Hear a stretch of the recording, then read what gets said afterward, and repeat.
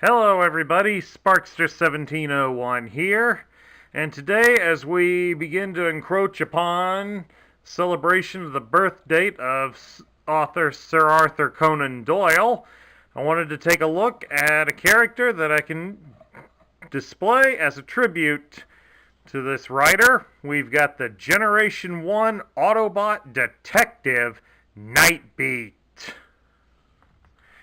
Of course, Nightbeat here does not compare yet to Sherlock Holmes, but it's obvious that the character does draw some inspiration from Holmes, but also takes on more of the other classic detectives from the various noir type stories and films from the earlier times. Nightbeat here was released in 1988 and would only be available in America that year, being discontinued the following year, and we would not get a replacement for him. Nightbeat was one of the second wave of headmasters, which are often referred to as the smaller headmasters or the headmaster juniors, coming from their Japanese appearance in the animated series Super God Master Force. And that also leads to some debate amongst the fans due to the heavy recolorization that Nightbeat here has undertaken to be different from the Japanese equivalent. In Japan, the character was called Minerva from the animated series and was predominantly white and red rather than being this light blue and yellow color. But we'll talk more about Nightbeat and Minerva a little later on in the video. Right now, let's enjoy and take partake of Nightbeat here. Now, some people might question his role of being a detective. Why would a military force require having a detective on there? Well, as a youngster, even I would wonder that myself, not being as familiar with the military as I am now. Of course, part of that also stems from the popularity of the CBS drama NCIS, which features naval detectives. So, Nightbeat makes a little bit more sense in the lineup now. Although I don't expect Nightbeat goes around and smacks people on the backside of the head like Gibbs does, but hey, it's your imagination. We'll take a look here at Nightbeat's articulation, and he has about what's standard for the various headmaster characters. He can rotate his arms at the shoulder, but he also does have a small ball joint at the shoulders, which does allow for the arms to move in and out just a little bit. This is, I guess, in lack of having true elbows, like some of the others do have. And, of course, there is a joint here at the kneecap, but really doesn't do much for him to help keep him upright. Get him back up.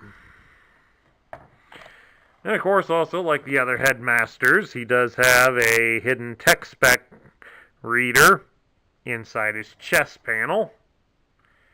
Bring him up close here, and as you can clearly see, it appears that intelligence is his greatest aspect, which you would expect from a character that's intended to be a detective. Now, as a headmaster, Nightbeat here, the head is actually a Nebulon in a battle suit of sorts. His partner then is a Nebulon named Muzzle, who was also a private investigator on Nebulon. So the two of them do work pretty well together, not only with their detective skills, but also with their street smarts. Nightbeat truly feels alive when he has to overcome obstacles and think his way out of problems. So it doesn't really matter where he's at. He's comfortable in a bustling city center, on an alien planet, or even in the dark alleys of Cybertron's slums. He wants to always be neck deep in an intensive investigation. So he kind of comes off like many of the other famous private dicks, like, say, Sam Spade from the Maltese Falcon. I could almost see Nightbeat going and seeking out the large black bird. Many of you over there on the other side of the screen are probably willing to help give him the bird in the process, depending on your opinions of this toy. Now, before we start getting into transforming him, this would probably be a good time to mention things about his relation with the Japanese counterpart Minerva. As you would probably guess from the name, Minerva is a girl. So it's often led many of the fans to debate which toy was the genuine original toy and which one is the repaint. Now, there's continuous arguments in both sides, but I think I've got a way to settle it once and for all, to some degree here. And the biggest way to settle it is, of course, to take a good look at the headmaster figure itself. As soon as I can get the headmaster figure out of the helmet, there we go. This here is Muzzle. Get the body here out of the way. Now, of course, in the Japanese lore with the headmasters is different from the American view. The American view uses it as the body is still a living transformer whose head has been converted into the bodysuit that these Nebulons wear, so that basically the Nebulon transforms and becomes the head, and the two share a bond with their thoughts. Whereas in the Japanese version, the robots are actually the head, and the rest of it is a lifeless transector body. So instead, that allows any sentient organic being to be able to they can either use a transformer that transforms into the head, or a sentient being can be outfitted in a suit similar to what these guys are wearing. Let's zoom in on them here.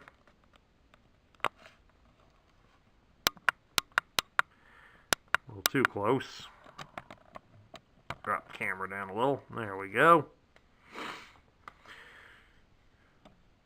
As I was saying, or any guy that in a suit like these three are, no matter what the media, can then transform into the head, and then they totally, from that point, control the robot.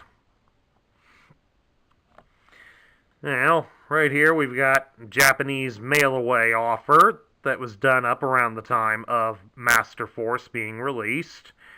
Right here in the center of these three, this is Minerva. As you'll also notice that her battle suit is extended outward slightly to accommodate her breasts. which also translates onto the figure.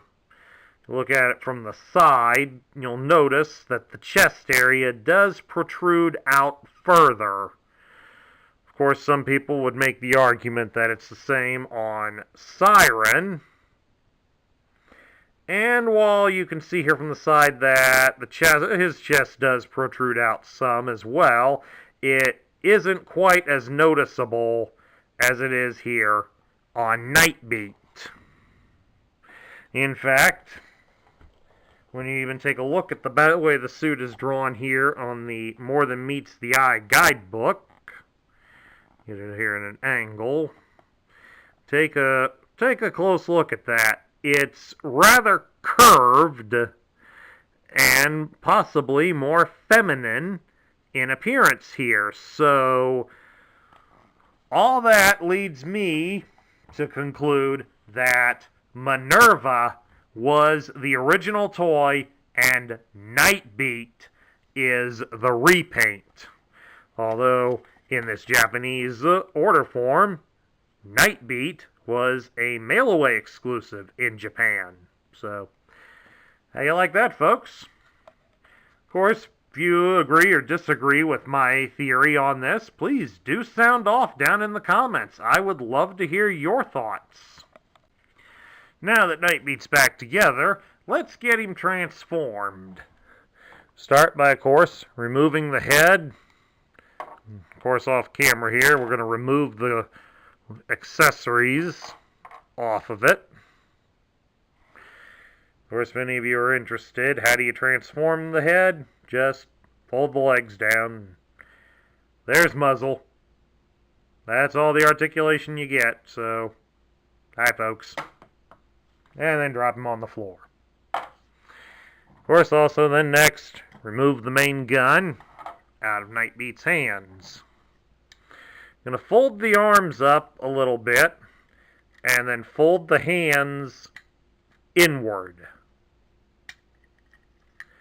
Then rotate the arms all the way up, and then you're going to fold them downward and into the sides. Then you're going to reach back here, you'll grab the hood of the car and fold it down, snapping it over the hands. Then we rotate the lower legs all the way around and slot them into place. Of course, to complete the look on the car, we'll turn the helmet upside down, fold Muzzle's legs up, insert him into the helmet, and now we have the driver's seat. You just simply pop the top here, drop him in. May have to shift him a little so that it fits in solid. And this is Nightbeat's alternate mode. Basically, becomes a Porsche 959. So they say. Still in rather ugly colors, but flame job kind of helps. Of course, to fully complete the look, you'll mount the large gun on the top and connect the smaller guns onto the hood. And then there you go. You've got a real nice looking battle car there. Nightbeat's on plastic wheels, but as you can see here, he does roll pretty darn good here on this table. Probably won't do so well on thick carpet, but it's not too bad. Now let's take a look at all of Nightbeat's accessories. And he had about what was typical, especially amongst the Autobot Junior Headmasters. Starting, of course, with the head itself, muzzle.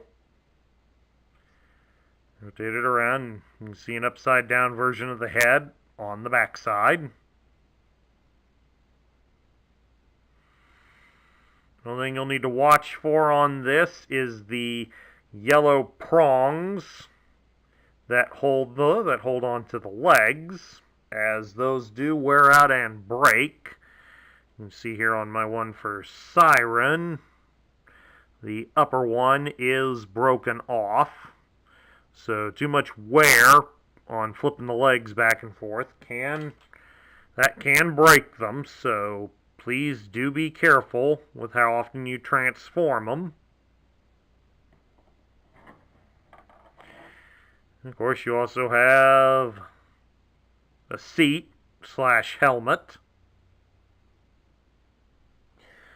It's the same, pretty much the same seat helmet for all the Autobot Junior Headmasters, but Nightbeat's here is molded in kind of a turquoise colored plastic.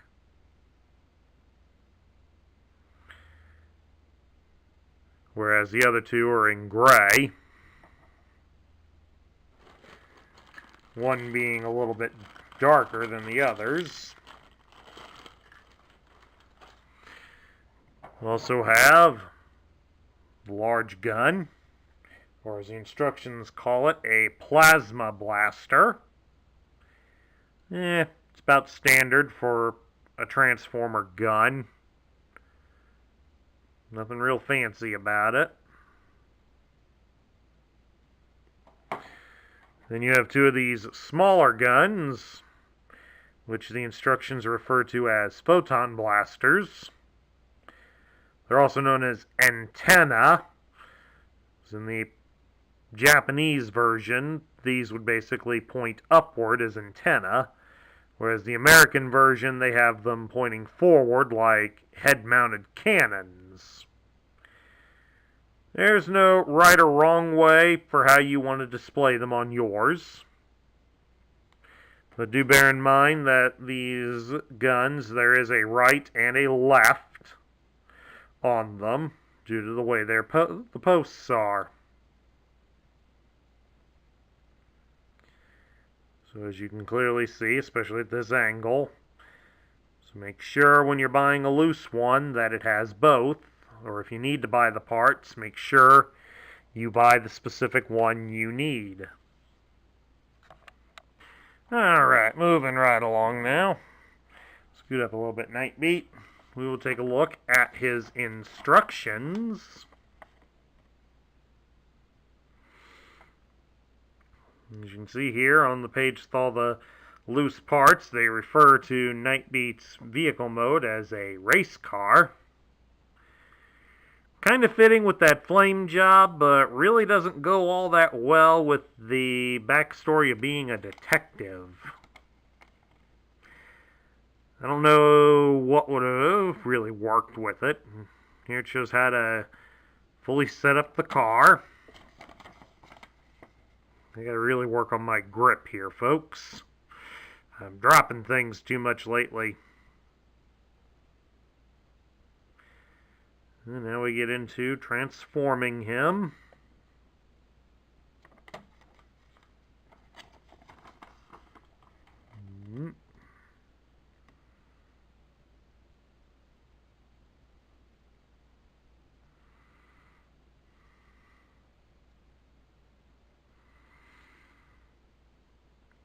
As I said here, in the American version, they mount the small cannons on the side and have them face forward. But I kind of prefer the Japanese version of displaying them as antenna. Again, that's your preference. That is your preference. When it's displayed in your home, you may display it however you wish. You will not get criticized by me for it. And I do appreciate it if you will not judge me on that either. Right here on the last page, we have the robot points. By then, we really weren't getting many offers. And we got the tech spec instructions. Now, since I showed it off to you partially, I figure I'll let you all see the Japanese order form that was available at that time, just so you can get an idea as to what was being available at that time. As you'd see, at fellow Headmaster Siren was a mail away, because Siren was also radically recolored as Go Shooter in the Japanese series. You got Joyride and Repugnance. Right over here with that cassette unit Squawk Box and the 3 Insecticons. And you'll notice on these Insecticons there's a bit of a difference in how they're labeled here in America. As Kickback here is one word in America, but it is 2 words here in Japan. Shrapnel there has a slight misspelling. I don't know if that's intentional or accidental. And same true down here with Bombshell. There's another misspelling. So, rather interesting, folks. And then, of course, you have Darkwing and Dreadwing. This is interesting due to the fact that these 2 toys were being sold at the same time. Their Japanese versions were named Hydra and Buster. And of course, they were radically recolored for their American release. So very, very interesting that they would put them as a mail-away offer as well over there. And yet we would not get offered those toys. Then of course over here, a couple of VHS tapes were available for purchase, just like what was done here in America. Now, I can't read Japanese, folks, so what they are, I wouldn't have the foggiest, but I can tell enough that this one up here is the Scramble City OVA. OVA is original video animation, basically a direct-to-video feature. You'd have theatrical quality animation, but it would be released for home video, straight to video, instead of going to the theater. I am something of an anime otaku, so that much I can tell you. What this is supposed to be, I really can't tell you, and they also have here an offer for the Stars base. For the Stars Fan Club unit, and right here on the back, this is the Japanese Stars base. I don't know if this was how theirs was for the entire run, or if this was one that was created at this time. I mean, that's an interesting thing to show. Let me reach down here. It's over here in the chair behind me. Open up the Transformer book here. Find where the American one is. You can see here on this page, get my arm out of the way and back it up. This is the American Stars base on the outside. Turn the page a little bit and see some of what it had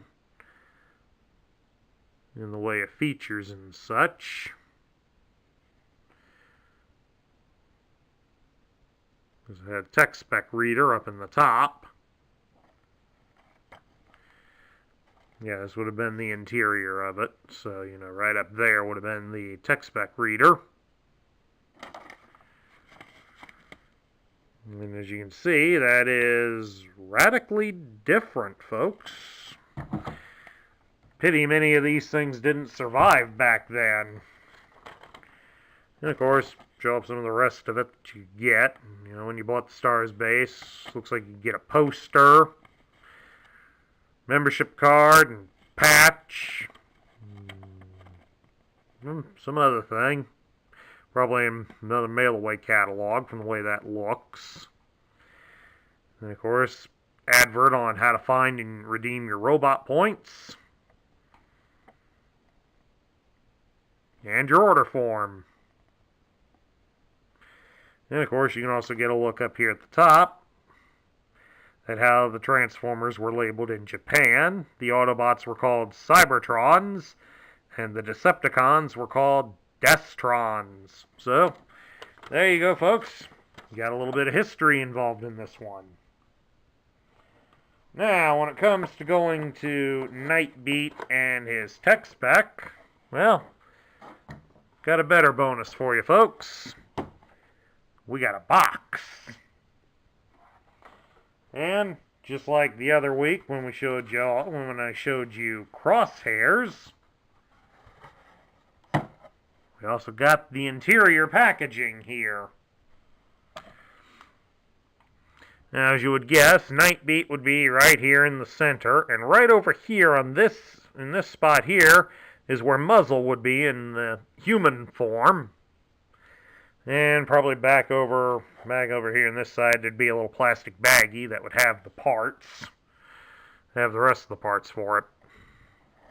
And again, just like with Crosshairs, I bought this toy exactly like this. I could open it up and play with it, as its previous owner obviously had, and they saved the box. In fact, I bought both those toys at the same time. That was a toy show. Okay, get that out of the way for the moment, and we'll take a look here at Nightbeat's box.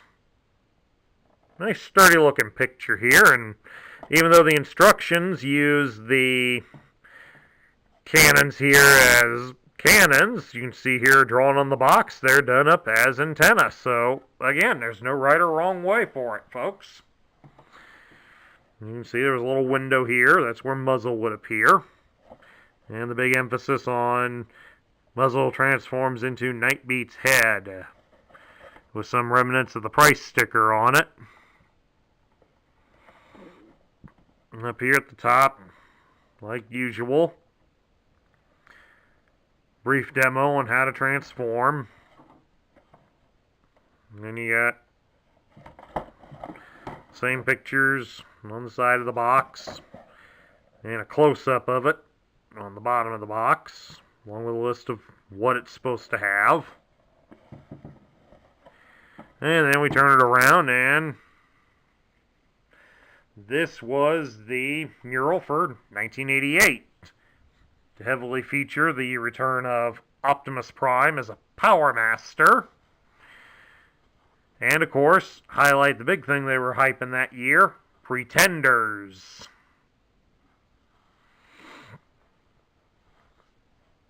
And, of course, since Nightbeat was a headmaster, they wanted to make sure you could see that there was a built-in tech spec meter right above the barcode, and underneath the barcode you'd find that Nightbeat was worth 2 robot points. Now going over here to the tech spec, it's done primarily in red to indicate he's an Autobot, and even says so. The picture, like always, matches the one on the front of the box. It gives his name as Nightbeat, and his function is detective. His motto is, "Truth is revealed in the smallest detail." Tough, no-nonsense type. Sometimes breaks rules in order to get what he wants. Works best when he works alone. As comfortable driving down a dark alley as he is on a well-lit 6-lane superhighway. Binary bonded to Muzzle, a Nebulon private detective with an eye for detail. Carries 2 photon pistols and a plasma blaster with an infrared sight. Also equipped with visual and audio sensors. Usually gets by with just cool-headed logic.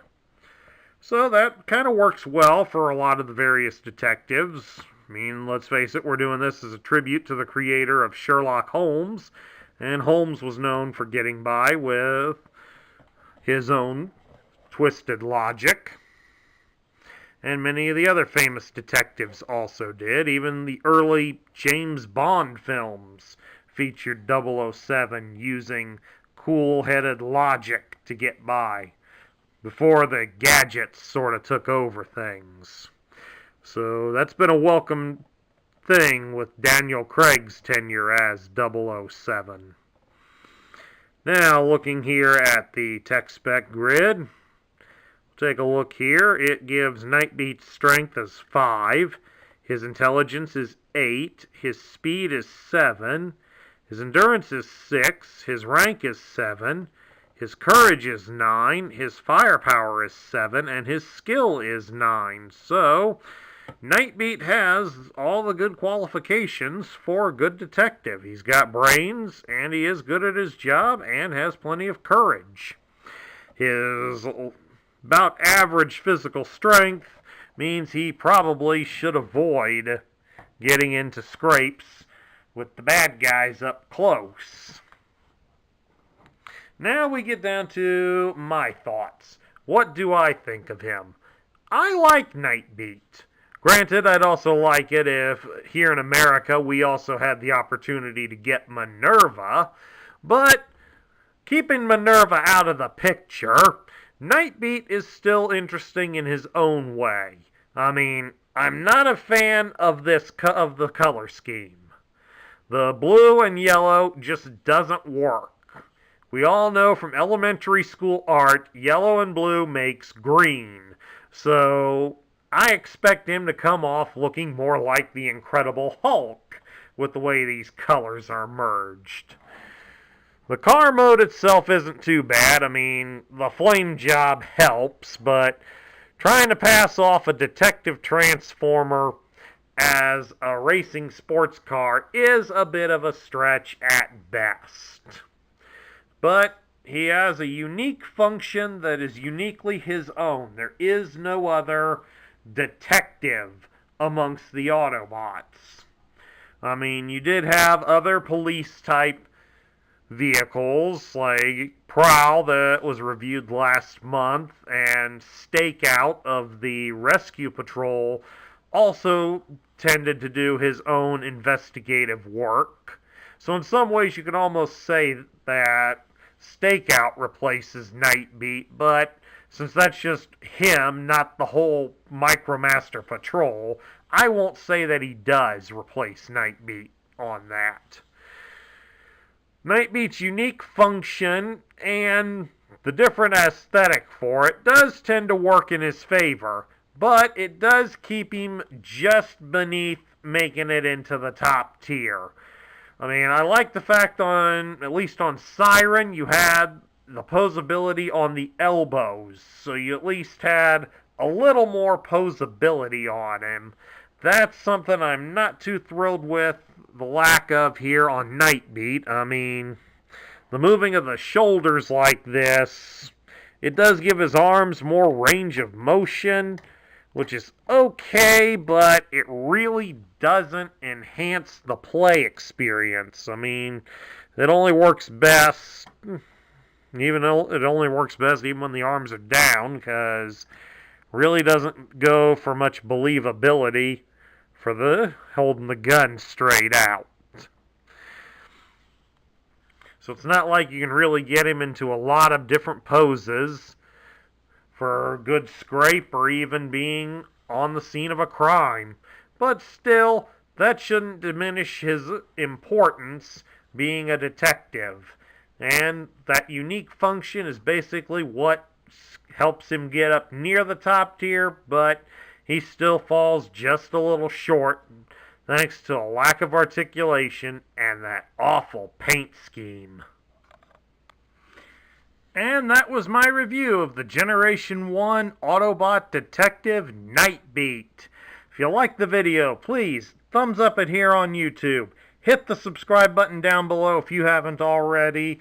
And please, please do share your thoughts in the comments section down below. After all, it's only elementary that you should let me know what you think and feel on them. This is Sparkster1701 saying catch you all later.